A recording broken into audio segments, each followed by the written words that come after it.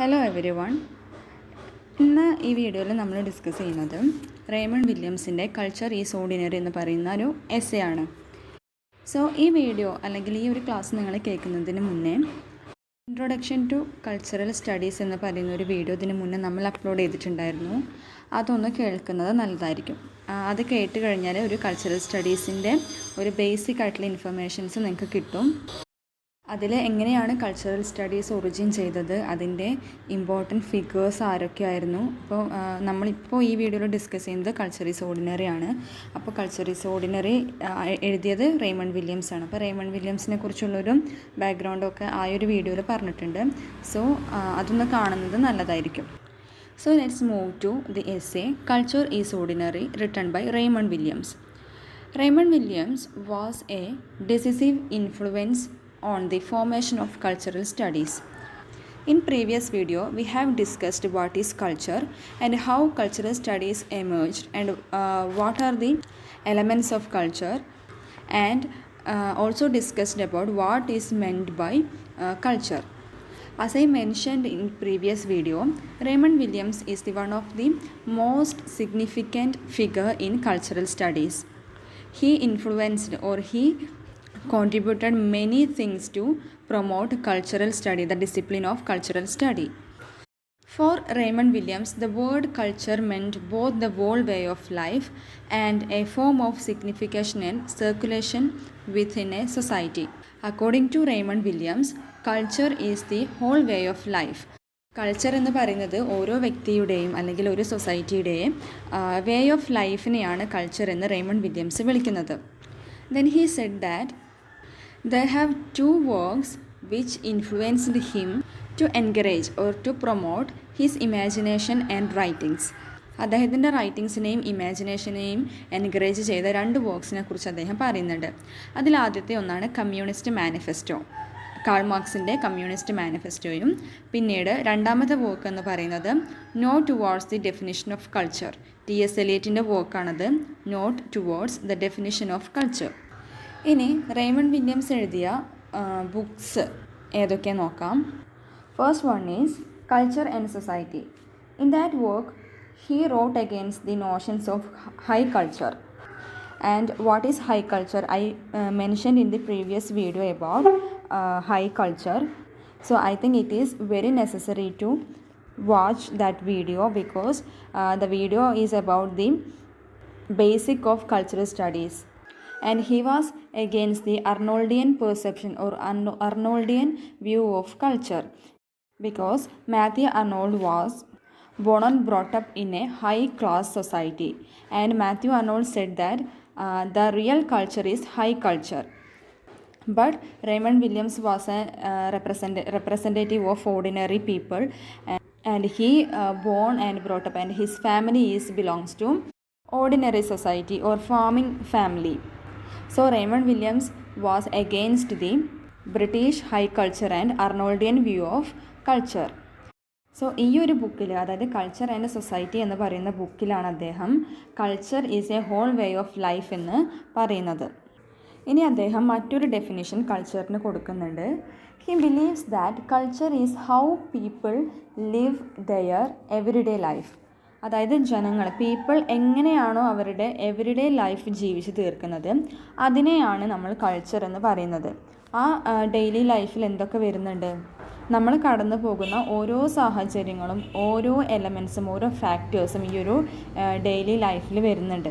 Even നമ്മുടെ hair styles പോലും വരുന്നുണ്ട്. നമ്മൾ കേൾക്കുന്ന പാട്ടുകൾ, നമ്മൾ കാണുന്ന വ്യക്തികൾ, നമ്മൾ പരിചയപ്പെടുന്ന ആളുകൾ, അതുപോലെ നമ്മൾ കാണുന്നതും കേൾക്കുന്നതുമായിട്ടുള്ള മറ്റുള്ള കാര്യങ്ങളെല്ലാം ഈ ഒരു ഡേ ടു ഡേ ലൈഫിൽ വരുന്നുണ്ട്. So he says that culture is how people live their everyday life. നമ്മൾ എങ്ങനെയാണോ നമ്മുടെ ദൈനംദിന ജീവിതം മുന്നോട്ട് കൊണ്ടുപോകുന്നത്, അല്ലെങ്കിൽ ദൈനംദിന ജീവിതത്തിൽ നമ്മൾ എന്തൊക്കെയാണോ ചെയ്യുന്നത്, എങ്ങനെയാണ് ആ ജീവിതം പോകുന്നത്, അതാണ് കൾച്ചർ എന്ന് പറയുന്നത്. Then his next work is keyword. Keyword എന്ന് പറയുന്നത് അദ്ദേഹത്തിൻ്റെ മറ്റൊരു വർക്കാണ്.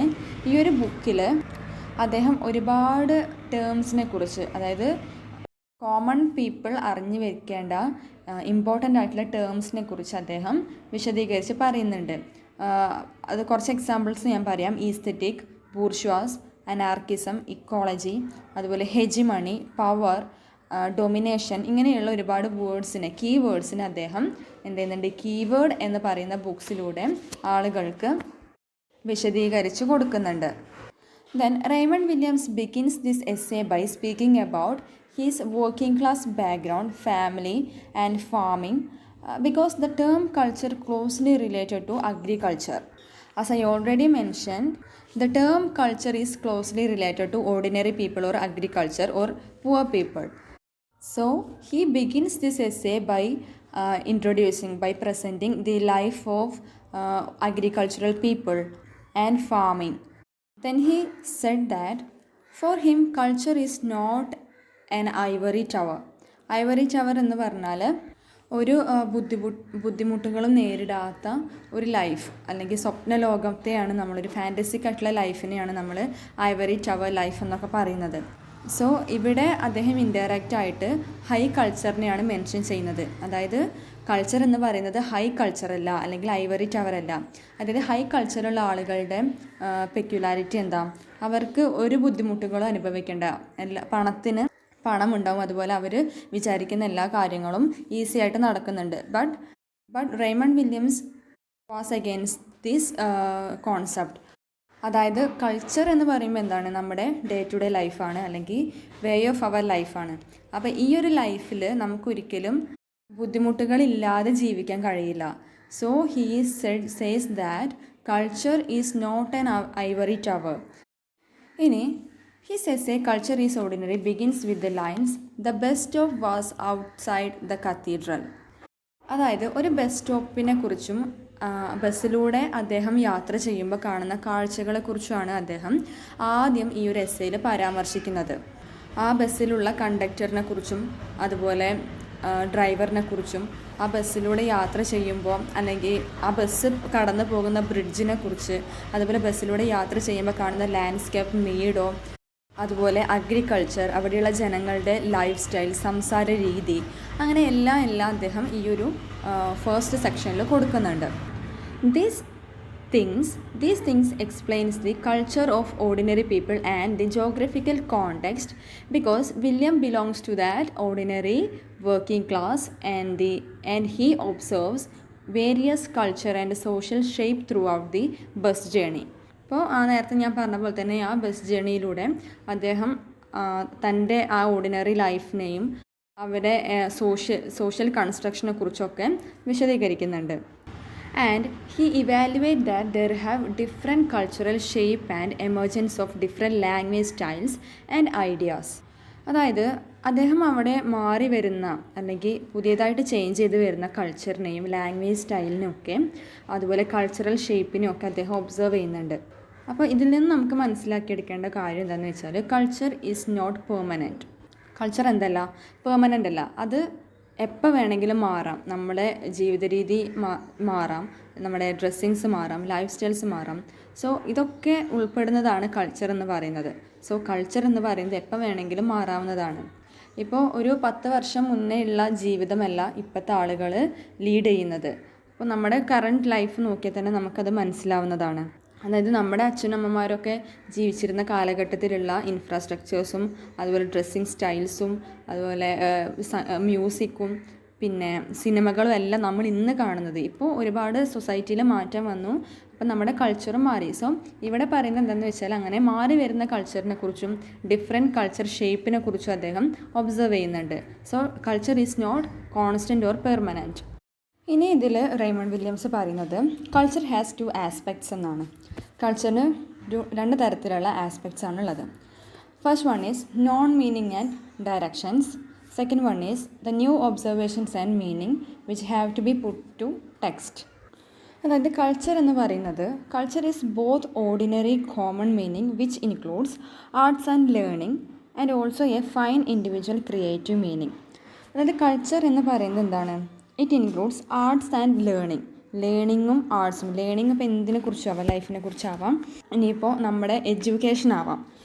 സോ കൾച്ചർ എന്ന് പറയുന്നത് it includes arts and learning and culture is whole way of life including arts and learning. പിന്നീട് അദ്ദേഹം പറയുന്നത് കൾച്ചർ എന്ന് പറയുന്നത് ക്രിയേറ്റീവാണ്, വളരെ ക്രിയേറ്റീവായിട്ടുള്ളൊരു കാര്യമാണ് culture. And it is too traditional. അതായത് കൾച്ചറിൽ മേജറായിട്ട് ഇൻക്ലൂഡ് ചെയ്യുന്ന 2 കാര്യങ്ങളുണ്ട്. ഒന്ന് ആർട്സ് ആൻഡ് ലേണിങ്ങും, പിന്നീട് കൾച്ചർ എന്ന് പറയുന്നത് ക്രിയേറ്റീവുമാണ്, അതുപോലെ തന്നെ ട്രഡീഷണലുമാണ്. Then he observes there is 2 colors and senses for culture.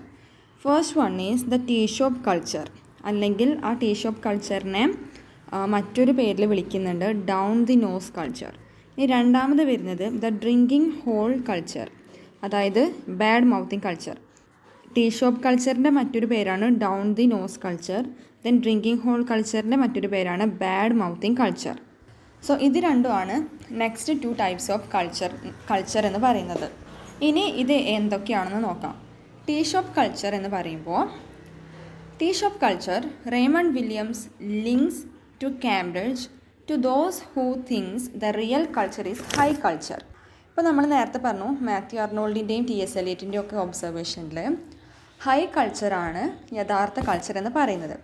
അപ്പോൾ ഇവിടെ എന്തിനാണ് കാംബ്രിഡ്ജ് എന്ന് പറയുന്ന കാര്യം കൊണ്ടുവന്നിട്ടുള്ളത് നോക്കാം. കാംബ്രിഡ്ജ് എന്ന് പറയുന്നത് സൊസൈറ്റിയിൽ ഹൈലി ജീവിക്കുന്ന ഹൈ കൾച്ചേർഡ് ആയിട്ടുള്ള ആളുകളെ ഇൻഡിക്കേറ്റ് ചെയ്യാൻ വേണ്ടിയിട്ടാണ് കേംബ്രിഡ്ജ് എന്നൊരു ടേം ഇവിടെ യൂസ് ചെയ്തിട്ടുള്ളത്. ഇപ്പോൾ നിങ്ങൾ കേട്ടിട്ടുണ്ടാവും കേംബ്രിഡ്ജ് യൂണിവേഴ്സിറ്റി എന്നൊക്കെ കേട്ടിട്ടുണ്ടാവും.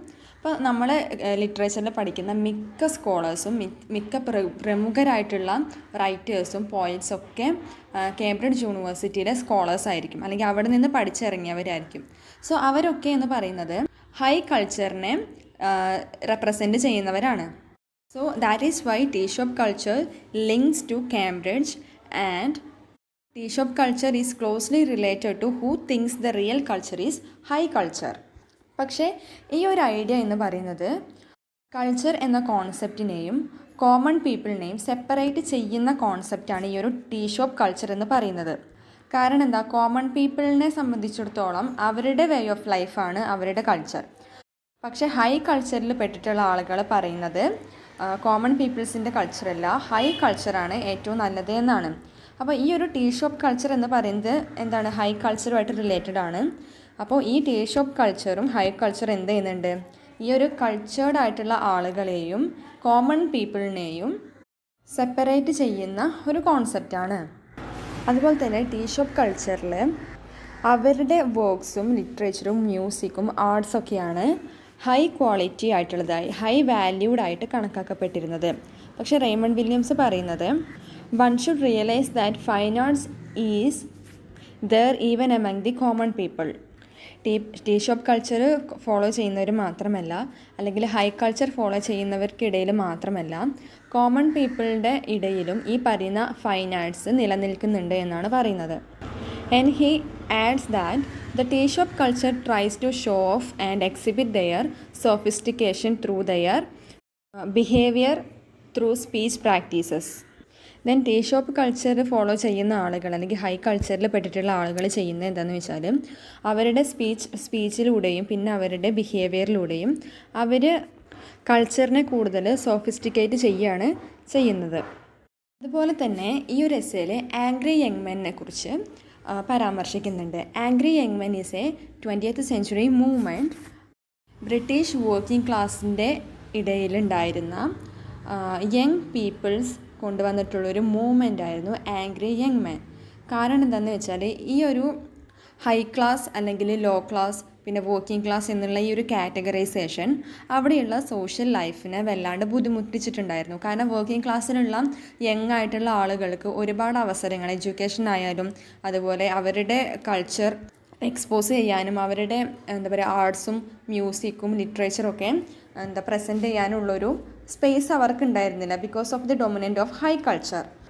സോ ഈ ഒരു ഹൈ കൾച്ചർ എന്ന് പറയുന്നത്, അല്ലെങ്കിൽ ഹൈ കൾച്ചറുള്ള ആളുകൾ എപ്പോഴും ഓർഡിനറി പീപ്പിൾസിനെ വളരെ ഡിസ്കസ്റ്റോട് കൂടിയിട്ടാണ് കണ്ടിട്ടുള്ളത്. So angry young man, the movement angry young man questioned the activities of high culture. പിന്നെ ഈ ഒരു പ്രശ്നത്തിൽ നിന്ന് അവർ സൊല്യൂഷൻ കണ്ടെത്തിയത് എങ്ങനെയാണെന്ന് വെച്ചാൽ they thought that the best method to opposing this or opposing the high culture's sophistication by simply ignoring the special cultivated culture. അതായത് ഈ ഒരു സോഫിസ്റ്റിക്കേഷനെ എതിർക്കാൻ വേണ്ടിയിട്ട് അവർ ആംഗ്രി യങ് മാൻ മൂവ്മെൻറ്റ് അല്ലെങ്കിൽ വർക്കിംഗ് ക്ലാസ്സിലുള്ള ആളുകൾ കണ്ടെത്തിയ ഒരു സൊല്യൂഷൻ എന്ന് പറയുന്നത് സിംപിളി അവരെ ഇഗ്നോർ ചെയ്യുക. അതായത് ഹൈ കൾച്ചർ എന്ന് പറയുന്നത് സ്പെഷ്യലി കൾട്ടിവേറ്റഡ് കൾച്ചറാണ്. അതായത് അവർക്ക് വേണ്ടി മാത്രം ഉണ്ടാക്കിയൊരു കൾച്ചറൽ കോൺസെപ്റ്റാണ് ഈ ഒരു ഹൈ കൾച്ചർ അല്ലെങ്കിൽ ടീ ഷോപ്പ് കൾച്ചർ എന്ന് പറയുന്നത്. അപ്പോൾ ഈ ഒരു ടീ ഷോപ്പ് കൾച്ചറിനെ അല്ലെങ്കിൽ ഹൈ കൾച്ചറിനെ ജസ്റ്റ് സിംപിളി ഇഗ്നോർ ചെയ്യുക, അവഗണിക്കുകയാണ് ഈ ഒരു പ്രോബ്ലത്തിന് അവർ കണ്ടെത്തിയ solution. Then, according to Raymond Williams, their culture means tea shop culture is a vulture. അതായത് കൾച്ചർ ഈസ് വൾച്ചർ, ഈ ഒരു ടേം മനസ്സിലാക്കി വെക്കുക, കൾച്ചർ ഈസ് വൾച്ചർ എന്നുള്ളത്. അതായത് according to Raymond Williams, their culture is vulture because they only focusing on the technology and mixing up of the linguistic and sociology. അതായത് Raymond Williams പറയുന്നത് അവരുടെ culture എന്ന് പറയുന്നത് വെറും ഒരു വൾച്ചറിനെ പോലെയാണ്. Because they only focusing on technology, അതായത് ടെക്നോളജിയിൽ മാത്രം ഫോക്കസ് ചെയ്യുന്ന അല്ലെങ്കിൽ ഹൈ ലൈഫിൽ സയൻറ്റിഫിക്കലി അല്ലെങ്കിൽ ടെക്നോളജിക്കലി ഡെവലപ്മെൻറ്റിൽ മാത്രം ഫോക്കസ് ചെയ്യുന്ന ആളുകളാണ് അവർ. So they don't know what is real culture. And he says that they are humourless about their arts and learning and they spread clichés and jargons. അവർ വെറും ക്ലീഷേ ആയിട്ടുള്ള കാര്യങ്ങൾ മാത്രമാണ് സ്പ്രെഡ് ചെയ്യുന്നത്. മാത്രമല്ല സ്പ്രെഡിങ് ജാർഗൺസ് എന്ന് പറഞ്ഞു കഴിഞ്ഞാൽ meaningless speech or meaningless words, അതായത് മീനിങ്ലെസ് ആയിട്ടുള്ള എന്തൊക്കെയോ കാര്യങ്ങളാണ് ഈ ഒരു ഹൈ കൾച്ചറിൽ പെട്ടിട്ടുള്ള ഹൈ കൾച്ചർ എന്ന് സ്വയം വിളിക്കുന്ന ആ ഒരു സൊസൈറ്റി ചെയ്യുന്നത്. അവർക്ക് ആർട്സിനെ കുറിച്ചോ അല്ലെങ്കിൽ ലിറ്ററേച്ചറിനെ കുറിച്ചൊന്നും അത്ര ബോധേഡല്ല. കാരണം അവർ ഏറ്റവും കൂടുതൽ ഫോക്കസ് ചെയ്യുന്നത് എന്താണ്, ടെക്നോളജിക്കൽ ഡെവലപ്മെൻറ്റിലാണ് അല്ലെങ്കിൽ ഇൻഡസ്ട്രിയലൈസേഷൻ അതുപോലെ ക്യാപിറ്റലിസത്തിലൊക്കെയാണ് അവർ ഏറ്റവും കൂടുതൽ ഫോക്കസ് ചെയ്യുന്നത്. Then one should understand the learning of arts is simple, pleasant and natural and hence culture is ordinary. അതായത് ലേണിംഗ് ഓഫ് ആർട്സ് എന്ന് പറയുന്നത് വളരെ സിമ്പിളാണ്, അതുപോലെ പ്ലസൻ്റ് ആയിട്ടുള്ള കാര്യമാണ്, ആൻഡ് ഇറ്റ്സ് നാച്ചുറൽ. സോ ഇത്രയും കഴിഞ്ഞിട്ട് അദ്ദേഹം പിന്നീട് ഡിസ്കസ് ചെയ്യുന്നത് 2 തിയറീസിനെ കുറിച്ചാണ്. അതായത് 2 തിയറീസിൽ കൾച്ചറിനെ എങ്ങനെ ഡിഫൈൻ ചെയ്യുന്നു എന്നുള്ളതിനെ കുറിച്ചാണ്. So the first one is Marxism and the second one is idea of the F.R. ലീവിസ്. അപ്പോൾ ഇനി മാർക്സിസത്തിൽ എങ്ങനെയാണ് കൾച്ചറിനെ ഡിഫൈൻ ചെയ്തിട്ടുള്ളതെന്ന് നോക്കാം. 3 തരത്തിലാണ് മാർക്സിസത്തിൽ കൾച്ചറിനെ കുറിച്ച് പറയുന്നത്. So first one is culture is links to means of production and second one is culture is class dominated and access to education is limited. Third one is a new system of production is imperative.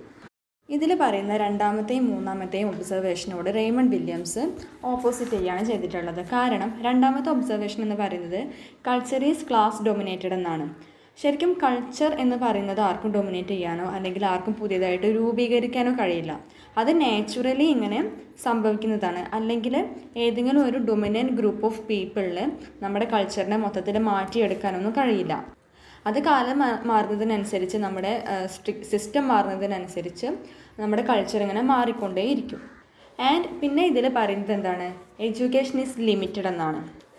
Raymond Williams എഡ്യൂക്കേഷന് ഒരുപാട് importance കൊടുത്തിട്ടുള്ള ആളായിരുന്നു.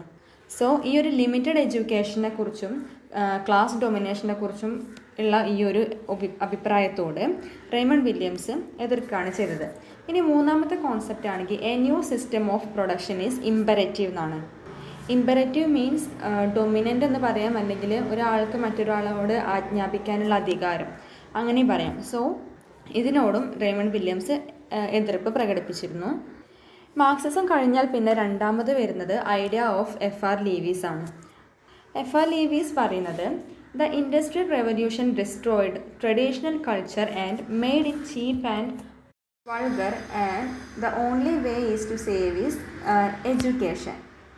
ഈ ഒരു പ്രസ്താവനയോട് അല്ലെങ്കിൽ ഈ ഒരു വേർഡ്സിനോട് Raymond Williams agree ചെയ്യുന്നുണ്ട്. കാരണം ഇൻഡസ്ട്രിയൽ റെവല്യൂഷനാണ് നമ്മുടെ കൾച്ചറിനെ, ട്രഡീഷണൽ കൾച്ചറിനെ വാല്യൂ ഇല്ലാതാക്കി മാറ്റിയത്, അല്ലെങ്കിൽ അതിനെ ഡെസ്ട്രോയ് ചെയ്തത് ഇൻഡസ്ട്രിയൽ റെവല്യൂഷനാണ്.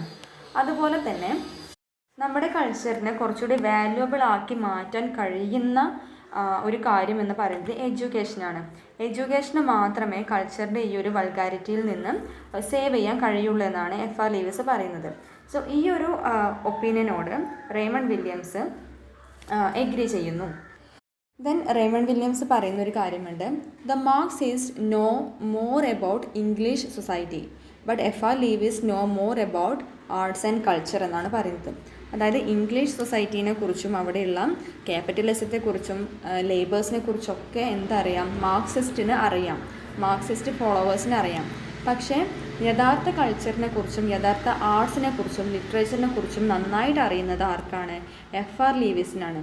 അതായത് അദ്ദേഹം പറയുന്നത് എന്താണെന്ന് വെച്ചാൽ, വെറുതെ സൊസൈറ്റിയെക്കുറിച്ച് മനസ്സിലാക്കിയിട്ട് കാര്യമില്ല, പക്ഷേ നമ്മുടെ സൊസൈറ്റി ഫോളോ ചെയ്യുന്ന കൾച്ചറിനെയും മനസ്സിലാക്കേണ്ടത് ഇമ്പോർട്ടൻ്റ് ആണ് എന്നുള്ളൊരു രീതിയിലാണ് റേമണ്ട് വില്യംസ് പറയുന്നത്. When he says that the old agriculture and traditional culture is vanishing from England and vulgarity and the new mechanics of growing under the power. ഇപ്പം നേരത്തെ FR ലീവീസ് പറഞ്ഞ പോലെ തന്നെയാണ് ബാക്കി പറയുന്നത്. അതായത് ഈ old agriculture and traditional culture, പഴയ കൾച്ചർ, അതായത് ആളുകൾ ഫോളോ ചെയ്തിരുന്ന ആ ഒരു ട്രഡീഷണൽ കൾച്ചർ ഇപ്പം എന്തായിട്ടുണ്ട്? വാനിഷ് ആയിട്ടുണ്ട്. But Raymond Williams argues that values are existing, the values which had in the time of Shakespeare. അപ്പോൾ ഇതിന് നമുക്ക് മനസ്സിലാക്കാം, റേമണ്ട് വില്യംസ് ഏറ്റവും കൂടുതൽ ഇമ്പോർട്ടൻസ് കൊടുക്കുന്നത് ട്രഡീഷണൽ കൾച്ചറിനാണ്, അല്ലെങ്കിൽ ഓർഡിനറി പീപ്പിളിൻ്റെ കൾച്ചറിനാണ്, അഗ്രികൾച്ചറൽ കൾച്ചറിനാണ് ഏറ്റവും കൂടുതൽ റേമണ്ട് വില്യംസ് ഇമ്പോർട്ടൻസ് കൊടുക്കുന്നത്. ഇൻഡസ്ട്രിയലൈസേഷൻ സംഭവിച്ചിട്ടും, അതായത് ടെക്നോളജിക്കൽ ഡെവലപ്മെൻറ്റ് ഉണ്ടായപ്പോഴൊക്കെ ആ ഒരു ട്രഡീഷണൽ കൾച്ചർ ഇവിടുന്ന് ഇല്ലാതായി കഴിഞ്ഞു. പക്ഷേ ഒരു ഹോപ്പ് ഉണ്ട് റേമണ്ട് വില്യംസിന്, that is the values are existing. ഇനി നമ്മുടെ ഈ പുതിയ ജനറേഷനിലൂടെ അല്ലെങ്കിൽ പുതിയ കൾച്ചറിലൂടെ നമ്മുടെ ആ പഴയ കൾച്ചറിൻ്റെയൊക്കെ ഒരു വാല്യൂ വീണ്ടും തിരിച്ചു വരും എന്നുള്ളൊരു വിശ്വാസത്തോടു കൂടിയിട്ടാണ് റേമണ്ട് വില്യംസ് ഈ എസ്സേ എഴുതിയിട്ടുള്ളത്. ഇനി അദ്ദേഹം പറയുന്ന ഫാക്റ്റ് ആയിട്ടുള്ളൊരു കാര്യമുണ്ട്. അതായത് ഇന്നത്തെ സൊസൈറ്റിയിൽ now in this contemporary society or in the 20th century people cannot live without technologies. People need steel power, petrol engines and electricity. Therefore people cannot ignore industrial society. So ഇത്രയും കാര്യങ്ങൾ പറഞ്ഞതിന് ശേഷം next അദ്ദേഹം പോകുന്നത് 2 ഇക്വേഷൻസിലേക്കാണ്. അതായത് a good common culture can be made only when the legacy of false equation. ഇതിൻ്റെ 2 കാര്യങ്ങൾ ഫോൾസ് ഇക്വേഷനെ കുറിച്ചാണ് പറയുന്നത്. അതിൽ ആദ്യത്തെ ഒന്നാണ് false analogy and false preposition. അതിൽ ഫോൾസ് പ്രിപ്പോസിഷൻ എന്ന് പറയുന്നത് the new power brings ugliness and over crowding. അതായത് ന്യൂ പവർ എന്ന് പറയുന്നത് നമ്മുടെ കൾച്ചറിൽ അഗ്ലിനെസ്സും അതുപോലെ ഓവർ ക്രൗഡിങ്ങും കൊണ്ടുവരുന്നതാണ് പറയുന്നത്. രണ്ടാമത്തത് false equation. False equation means popular education causes commercial culture and use of popular culture developing vulgar and cheap of sensibility. അതായത് പോപ്പുലർ കൾച്ചറിനെ കുറിച്ച് കഴിഞ്ഞ വീഡിയോയിൽ നമ്മൾ ഡിസ്കസ് ചെയ്തിട്ടുണ്ടായിരുന്നു, എന്താണ് പോപ്പുലർ കൾച്ചർ എന്നുള്ളത്. സോ റേമണ്ട് വില്യംസ് ട്രഡീഷണൽ കൾച്ചറിനാണ് കൂടുതൽ ഇമ്പോർട്ടൻസ് കൊടുക്കുന്നത്. അപ്പോൾ പോപ്പുലർ കൾച്ചർ എന്ന് പറയുന്നത് യങ് ആയിട്ടുള്ള ആളുകൾക്ക് വളരെ ഹെട്രോജനിറ്റി ആയിട്ട് തോന്നുന്നുണ്ട്. അതുപോലെ തന്നെ യങ് പീപ്പിളിന് അത് ഭയങ്കര ഒരു വെറൈറ്റി ആയിട്ടാണ് തോന്നുന്നത്. പക്ഷേ ഈ പോപ്പുലർ എഡ്യൂക്കേഷൻ എന്ന് പറയുന്നത് അല്ലെങ്കിൽ പോപ്പുലർ കൾച്ചർ എന്ന് പറയുന്നത് വൾഗാരിറ്റി, ആളുകളുടെ ഇടയിൽ ഒരു വൾഗാരിറ്റി ഡെവലപ്പ് ചെയ്യാൻ വേണ്ടിയിട്ട് കാരണമാകും എന്നാണ് ഫോൾസ് എഡ്യൂക്കേഷനിലൂടെ അദ്ദേഹം പറയുന്നത്. അപ്പോൾ എഡ്യൂക്കേഷൻ എന്ന് പറയുന്നത് എന്തായിരിക്കരുത്, വെറുതെ ജോബ് ഉണ്ടാക്കാൻ വേണ്ടി മാത്രമായിട്ടുള്ളൊരു വേ ആക്കി അല്ലെങ്കിൽ ഒരു മാർഗമാക്കി മാറ്റരുത് എഡ്യൂക്കേഷനെ.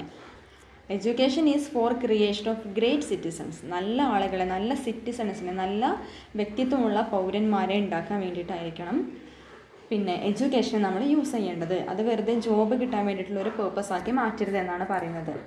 അതുപോലെ തന്നെ അന്നത്തെ കാലത്ത്, അതായത് ഇപ്പം നമ്മൾ ഫോളോ ചെയ്യുന്ന ഈ ഒരു സിലബസ് സിസ്റ്റത്തെ പോലും, എഡ്യൂക്കേഷണൽ സിലബസ് സിസ്റ്റത്തെ പോലും മാറ്റേണ്ട ഒരു സമയമായി എന്നാണ് റേമണ്ട് വില്യംസ് പറയുന്നത്. ഇനി ലാസ്റ്റ് എസ്സേയിൽ പറയുന്നത് റേമണ്ട് വില്യംസിൻ്റെ 3 വിഷസ് ആണ്, അദ്ദേഹത്തിൻ്റെ 3 ആഗ്രഹങ്ങൾ. First one is there should be provision for more spending on arts and adult learning. അതായത് അഡൾട്ട് ലേണിങ്ങിനും ആർട്സിനും ഇമ്പോർട്ടൻസ് കൊടുക്കുന്ന പ്രൊവിഷൻസ് ഉണ്ടായി വരണമെന്നാണ് അദ്ദേഹം ആഗ്രഹിക്കുന്നത്. രണ്ടാമത്തത് regional recreation should be encouraged. And മൂന്നാമത്തേത് There should not ready-made culture but all should have to ready for a change. അതായത് readymade ആയിട്ടുള്ള ആർട്ടിഫിഷ്യൽ ആയിട്ടുള്ള കൾച്ചർ അവിടെ ഉണ്ടാകാൻ പാടില്ല. പക്ഷേ എല്ലാവരും മാറ്റങ്ങൾക്ക് വിധേയമാവണം എന്നാണ് പറയുന്നത്. അതായത് നമ്മുടെ കൾച്ചറിൽ മാറ്റങ്ങൾ വരണം, നല്ല നല്ല മാറ്റങ്ങൾ വരണം. പക്ഷേ അതൊരിക്കലും മറ്റുള്ള ആളുകളെ ഇമിറ്റേറ്റ് ചെയ്യുന്ന തരത്തിലുള്ള കൾച്ചറോ അല്ലെങ്കിൽ ഒരു പ്ലാസ്റ്റിക് കൾച്ചറായി മാറരുത് എന്നാണ് റെയ്മണ്ട് വില്യംസ് പറയുന്നത്. പിന്നീട് അദ്ദേഹം പറയുന്നത് സൊസൈറ്റിയിൽ എല്ലാ ആളുകൾക്കും common payment four common service, അതായത് എല്ലാ ആളുകൾക്കും തുല്യ ജോലിക്ക് തുല്യ വേതനം കൊടുക്കുക എന്നുള്ളൊരു കോൺസെപ്റ്റ് കൊണ്ടുവരണമെന്ന് അദ്ദേഹം പറയുന്നുണ്ട്. സോ ഇത്രയും കാര്യങ്ങളാണ് റെയ്മണ്ട് വില്യംസിൻ്റെ കൾച്ചർ ഈസ് ഓർഡിനറിയിൽ ഇമ്പോർട്ടൻ്റ് ആയിട്ട് വരുന്നത്. ഇതിൽ നോട്ട് ചെയ്ത് വെക്കേണ്ട കാര്യങ്ങൾ, ഒന്ന് അദ്ദേഹത്തിൻ്റെ വർക്ക് കൾച്ചർ ആൻഡ് സൊസൈറ്റി എന്ന് പറയുന്ന വർക്ക് ഉണ്ട്. പിന്നെ അദ്ദേഹം കൾച്ചറിന് വേണ്ടിയിട്ട് കുറച്ച് ഡെഫിനിഷൻസ് പറഞ്ഞിട്ടുണ്ട്, അത് ഈ വീഡിയോയിൽ പറഞ്ഞിട്ടുണ്ടായിരുന്നു. ഈ ഓഡിയോ കേൾക്കുമ്പോൾ ഒന്ന് നോട്ട് ചെയ്ത് വെക്കണം. പിന്നെ എന്തുകൊണ്ട് അദ്ദേഹം ഓർഡിനറി കൾച്ചറിന് കൂടുതൽ ഇമ്പോർട്ടൻസ് കൊടുക്കുന്നു. പിന്നെ ഇതിൽ നോട്ടീസ് ചെയ്യേണ്ടത് 2 ആസ്പെക്ട്സ് ഓഫ് കൾച്ചർ, പിന്നെ colours and senses for culture, പിന്നീട് മാർക്സിസത്തിൽ പറയുന്ന ഐഡിയാസും പിന്നെ ഐഡിയാസ് ഓഫ് FR ലീവിസും, അത് 2 ഇമ്പോർട്ടൻ്റ് ആണ്. പിന്നെ 2 ഫാൾസ് ഇക്വേഷൻസ്, അതായത് ഫാൾസ് അനലജി ആൻഡ് ഫാൾസ് പ്രിപ്പോസിഷൻ. പിന്നീട് അദ്ദേഹത്തിൻ്റെ വിഷസ് 3 വിഷസും. ഇത് പഠിച്ചിരുന്നാൽ നിങ്ങൾക്ക് എക്സാമിന് ഇത് ഈസി ആയിട്ട് ആൻസർ ചെയ്യാൻ പറ്റും. എനിവേ സബ്സ്ക്രൈബ് ചെയ്യാൻ മറക്കരുത്, വീഡിയോ ഷെയർ ചെയ്യാനും മറക്കരുത്, ലൈക്ക് ചെയ്യാനും മറക്കരുത്. Thank you.